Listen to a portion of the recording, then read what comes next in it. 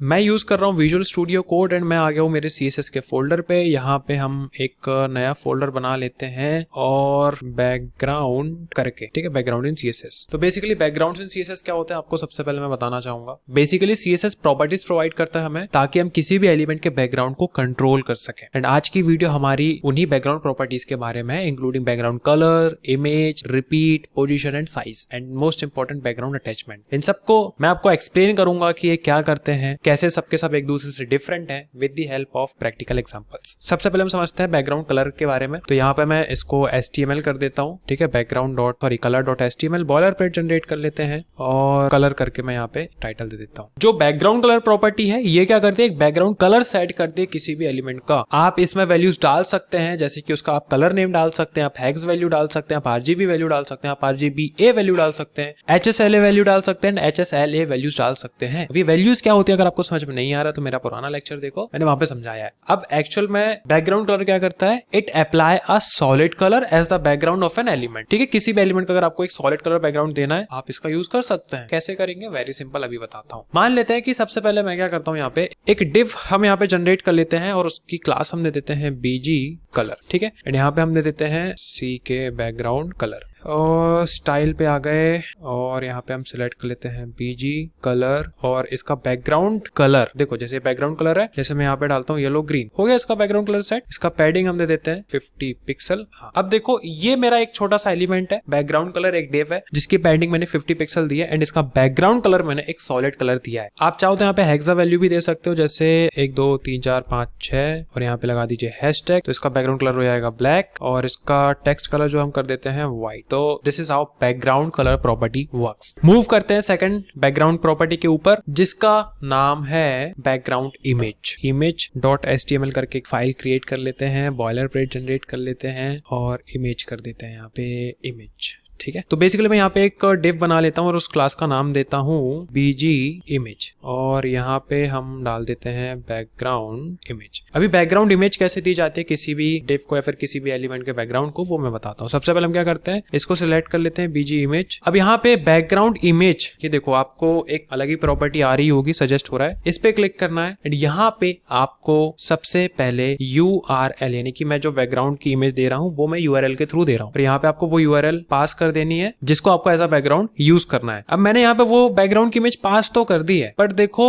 वो काफी ऐसे एक सिंगल लाइन पे आके चली गई, यानी कि पता ही नहीं चल रहा कि कुछ इमेज भी है। तो यहाँ पे हम क्या करेंगे, सबसे पहले इसकी हाइट इंक्रीज करके कर देते हैं ऑटो नहीं 500 पिक्सल कर देते हैं, ठीक है, ये हो गया। इसके विड्थ में दे देता हूँ 400 पिक्सल। अभी बढ़िया लग रहा है, यानी कि ये मेरा एक एलिमेंट है डिव BG इमेज। मैंने एक डिव बना लिया था जिसका क्लास था BG इमेज और इसके पीछे मैंने चाहा कि यार एक बैकग्राउंड इमेज होनी चाहिए इस डिव की। तो अगर आपको किसी भी डिव की या फिर किसी भी एलिमेंट का बैकग्राउंड कलर नहीं देना है, इमेज देना है, तो आप बैकग्राउंड इमेज प्रॉपर्टी की मदद से को ऐसे इमेज प्रोवाइड करा सकते हैं, ठीक है। So this is all about background image. चलिए अब आगे एक प्रॉपर्टी की तरफ बढ़ते हैं विच इज बैकग्राउंड रिपीट। मैं इसी कोड को सिमिलरली कॉपी कर रहा हूँ क्योंकि वो 1-2 प्रॉपर्टी ऐड होंगी बट काफी ज्यादा जरूरी है आपके लिए जानने के लिए। तो ये था हमारा जो यहाँ तक जो कोड था वो था हमारा किसका, बैकग्राउंड इमेज का था। अभी इस इमेज में मैं थोड़ी हाइट वेट वगैरह एडजस्ट कर लेता हूँ, जैसे 400 पिक्सल हम इसकी हाइट दे देते हैं। इस इमेज को मैंने हाइट दे दिया 400 पिक्सल। आपने एक चीज नोटिस करी कि ये इमेज यहाँ से स्टार्ट हो रही है और यहाँ पे खत्म हो रही है बट उसके बाद ऑटोमेटिकली यहाँ से फिर से रिपीट हो रही है, यानी कि अगर मैं इसकी विड्थ यहाँ पे सेट करूँ 900 पिक्सल, आप देखो ये इमेज अपने आप रिपीट हो रही है। पर मैंने तो कहा ही नहीं कि भाई आपको इमेज रिपीट करनी है। यहाँ पे मैं यूज कर सकता हूँ बैकग्राउंड रिपीट प्रॉपर्टी का और इस चीज को मैं कंट्रोल कर सकता हूँ। तो इस पे आप क्या कर सकते हैं, बेसिकली 4 ऑप्शन मिलते हैं आपके पास, non repeat, repeat X, repeat Y, ठीक है। नॉन रिपीट का मतलब है कि आपको इमेज को रिपीट नहीं करना, यानी कि सिर्फ एक बार आनी चाहिए। रिपीट का मतलब है कि भाई ठीक है रिपीट कर सकते हो, ठीक है, यानी कि ये प्रॉपर्टी यूज करो, रिपीट लगाओ ना लगाओ एक ही बात है। अगर आप रिपीट y करते हैं तो ये ऊपर से नीचे तक रिपीट होगी, यानी कि y एक्सिस पे रिपीट होगी, 1 2 3 4 ऐसे रिपीट होगी। और अगर मैं इसको रिपीट करता हूं x यानी कि x एक्सिस पे, यानी कि लेफ्ट टू राइट, तो ये देखो लेफ्ट टू राइट रिपीट होगी, यानी कि x एक्सिस y एक्सिस का ये कमाल है। नो रिपीट मतलब हमें रिपीट नहीं करवानी है इमेज, और रिपीट मतलब भाई रिपीट कर सकते हो, ठीक है। और अगर आपको और प्रिसाइज कंट्रोल चाहिए तो repeat x, repeat y axis ऐसा आप यूज कर सकते हैं। बस इससे ज्यादा और कोई डिफरेंस नहीं है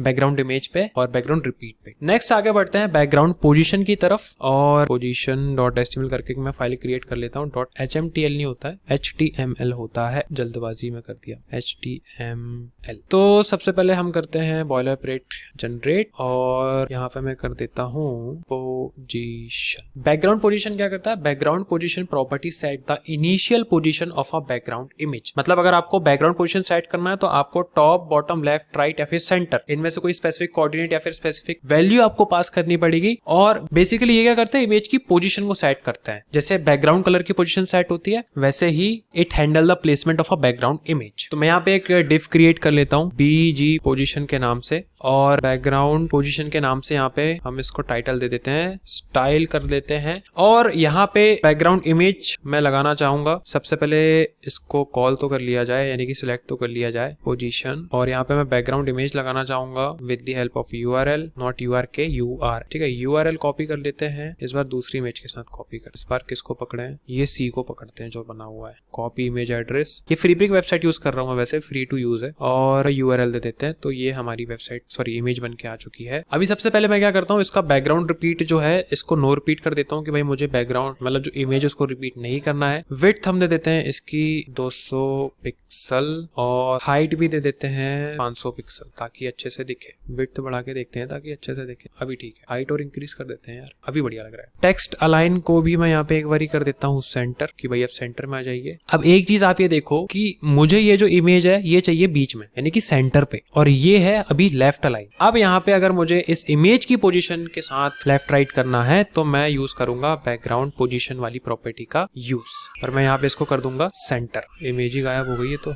अच्छा, इमेज गायब नहीं हुई है, बेसिकली हमने इसको 8700 कर दिया। तो एक बार इसको छोटा सा बना के देख लेते हैं। तो देखो ये जो बैकग्राउंड पोजीशन है ये हो गई है हमारी सेंटर पे। अब आप देख रहे हो यहाँ पे जो एलिमेंट है ये हमारा है सेंटर पे, बैकग्राउंड पोजीशन पे। इसके लिए हमने एक बैकग्राउंड इमेज सेट करी है जो कि ये C कैरेक्टर कुछ बना रही है। इमेज के बैकग्राउंड को अगर आपको सेंटर पे लाना है तो आप यूज करेंगे बैकग्राउंड पोजीशन प्रॉपर्टी का, जो कि CSS आपको देता है to centre the position of your background image. ठीक है, ये प्रॉपर्टी भी बस इतनी थी, इससे ज्यादा कुछ है नहीं। अब आगे हम बढ़ते हैं बैकग्राउंड साइज प्रॉपर्टी की तरफ। इसको करते हैं close. Basically size dot HTML करके मैं एक फाइल बना लेता हूँ, और बॉयलर प्लेट जनरेट कर लेते हैं background size. Background size basically property specify the size of a background image. इसमें आप वैल्यूज डाल सकते हैं, ऑटो चाहिए, कवर चाहिए, या फिर कंटेंट चाहिए, या फिर कोई स्पेसिफिक डायमेंशन भी आप डाल सकते हैं। आपको इसका यूज दो कंडीशंस पे करना है। Number 1, when you need to scale background images to fit और कवर एन एलिमेंट, यानी कि किसी एलिमेंट को आपको कवर करना है और उस इमेज को स्केल करना है, तब आप इसका यूज कर सकते हैं। या फिर आप इसका यूज तब भी कर सकते हैं जब आपको एडजस्ट करना हो बैकग्राउंड इमेज की साइज का for better visual effect. Again ज्यादा बकवास नहीं करेंगे, हम सीधा आते हैं हमारे कोड की तरफ, और मैं यहाँ पे एक डिव जनरेट कर लेता हूँ। उसके अंदर मैं क्लास का नाम दे देता हूँ BG साइज, बैकग्राउंड साइज। यहाँ पे हम स्टाइल क्रिएट कर लेते हैं। इसके अंदर मैं सबसे पहले टारगेट कर लेता हूँ .bg साइज। ठीक है, अभी सबसे पहले हमें क्या करना पड़ेगा, बैकग्राउंड इमेज लगानी पड़ेगी, और URL ये लगा दिया हमने बैकग्राउंड इमेज। नहीं, दूसरी इमेज लेते हैं यार, इस बार ये इमेज में मजा नहीं। तो मैं यहाँ पे ये दीदी काफी वैसे से देख रही है। इमेज एड्रेस पे हम पास कर देते हैं, पूरा चला गया, बैकग्राउंड इमेज URL, ये दीदी की इमेज आ गई है। अभी इसके अंदर हम और प्रॉपर्टी ऐड करेंगे। कौन सी प्रॉपर्टी ऐड करेंगे? सबसे पहले विड्थ दे देते हैं 300 पिक्सल की, और हाइट हम दे देते हैं यहाँ पे 400 पिक्सल। तो ये दीदी हमें यहाँ पे दिख रही है। बेसिकली टेक्स्ट लाइन भी मैं कर देता हूँ यहाँ पे सेंटर। अभी आप देख रहे हो यहाँ पे जो दीदी की इमेज है वो काफी अतरंगी दिख रही है, मतलब बैकग्राउंड कवर नहीं हो रहा है। बैकग्राउंड का जो साइज का इमेज है वो काफी अटपटा है, फेस थोड़ा सा कटा हुआ है। तो यहाँ पे हम क्या यूज करेंगे, बैकग्राउंड साइज प्रॉपर्टी का। इसमें 3 ऑप्शंस मिलते हैं, ऑटो, कंटेंट, कवर। चौथा कि आप अपने हिसाब से डायमेंशन दे सकते हो। सबसे पहला आता है auto. Auto value keeps the original size of the background image, यानी कि जो इमेज है वो आपके रीसाइज नहीं होगी, और जो डायमेंशन उसके नेचुरली है वही दिखाए जाएंगे। जैसे अगर मैं ऑटो करता हूँ तो देखो कुछ भी चेंज नहीं हुआ। यानी कि आप इसका यूज कब करेंगे, when you want the background image to appear in its original size, यानी कि मुझे साइज पे कोई भी छेड़छाड़ नहीं करनी है। सेकंड आता है, जैसे आप यहाँ पे आओगे, which is cover. Cover value scales the background image to cover the entire element, यानी कि जो इमेज है वो आपके एलिमेंट को पूरे तरीके से फिल कर लेगी, एक एस्पेक्ट रेशियो मेंटेन कर लेगी, एंड कोई भी पार्ट आपकी इमेज का ओवरफ्लो नहीं करेगा, यानी कि आपके साइज के बाहर नहीं जाएगा। जैसे अगर मैं यहाँ पे ऑटो लगा रहा हूँ तो आप देख रहे हो यहाँ पे ओवरफ्लो कर रही है इमेज, बट जैसे मैं यहाँ पे करूंगा कवर तो ये उस एलिमेंट की विड्थ को और हाइट को ऑटोमेटिकली कवर कर लेगी। अब आपको इसका यूज कब करना है, when you want the background image to completely cover the element. Third आता है कंटेन। कंटेन क्या करता है, basically contain value scales the background image to make sure it fits within the elements. ठीक है, यानी कि जो एक एलिमेंट की विड्थ है बस मुझे उतनी ही इमेज चाहिए क्लिपिंग। इसका यूज आपको कब करना है, when you want the entire background image to be visible within the element. जैसे छोटे छोटे सेक्शंस होते हैं, यहाँ पे ये इमेज यहाँ तक खत्म हो गई, फिर से स्टार्ट हो गई है, तो यहाँ पे मैं क्या करूंगा, बैकग्राउंड रिपीट पे आऊंगा और नो रिपीट कर दूंगा। तो जो इमेज नीचे से रिपीट हो रही थी अब वो भी रिपीट नहीं होगी। So this is all about the background size property in CSS।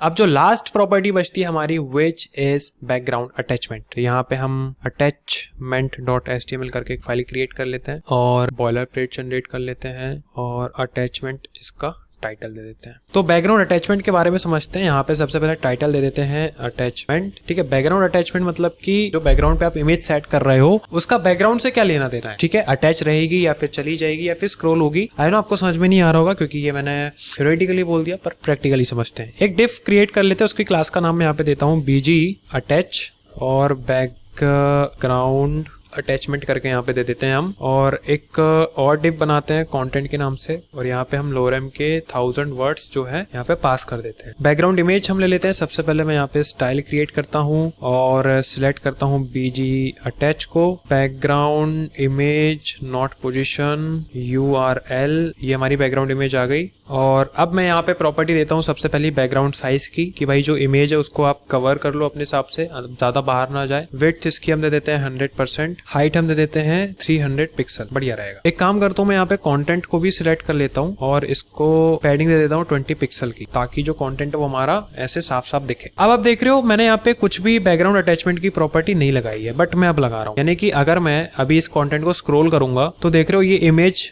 चली गई कंटेंट के साथ। तो मैं यहाँ पे क्या कर रहा हूँ, बैकग्राउंड अटैचमेंट एक प्रॉपर्टी है जिसके बारे में बात कर रहे हैं। मैं अगर इसको कर देता हूँ फिक्स्ड, मैं अगर इसको कर देता हूँ क्या फिक्स्ड, तो आप ये देख रहे हो कि ये इमेज यहीं पर है। ठीक है, ये इमेज फिक्स्ड हो गई, पर जैसे ही मैं कंटेंट ला रहा हूँ ये उसके ऊपर से स्क्रॉल हो जा रहा है, यानी कि ये कंटेंट के साथ ऊपर नहीं जा रही है। बैकग्राउंड की जो इमेज है, जो अटैचमेंट है, इमेज जो है वो फिक्स्ड हो गई। अगर मैं यहाँ पे इसको कर देता हूँ स्क्रॉल, तो ये कंटेंट के साथ स्क्रॉल हो जाएगी। इस बैकग्राउंड अटैचमेंट की मदद से आप बहुत बढ़िया स्क्रॉल इफेक्ट्स भी क्रिएट कर सकते हो। आगे हम जैसे प्रोजेक्ट्स बनाएंगे CSS में, मैं आपको बताऊंगा वो चीज आप कर सकते हो, बट यहाँ पे अभी हम क्या कर रहे हैं, इसको फिक्स्ड करके देखते हैं। तो आप देख रहे हो कितना बढ़िया इफेक्ट पड़ रहा है, शानदार बढ़िया। कंटेंट ऊपर कर रहे हैं बट बैकग्राउंड की जो इमेज है वो हमारी फिक्स्ड है। So this is all about background attachment properties. हमने टोटल 6 से 7 कुछ प्रॉपर्टी के बारे में पढ़ लिया। आई डोंट रिमेंबर टोटल कितनी है, 6 या 7 कितनी है। इस बैकग्राउंड से रिलेटेड जितने भी हमने पढ़े हैं सारे के सारे क्वेश्चंस मैं असाइनमेंट में दे रहा हूँ। Make sure to solve them and comment करके जरूर बताना एंड कैसा लगा ये प्रैक्टिकल अप्रोच पढ़ के CSS में। And don't forget to subscribe and press the bell icon, क्योंकि नेक्स्ट वीडियो इसी चैनल पर आएगी। मिलते हैं नेक्स्ट वीडियो पे। Thank you so much for watching.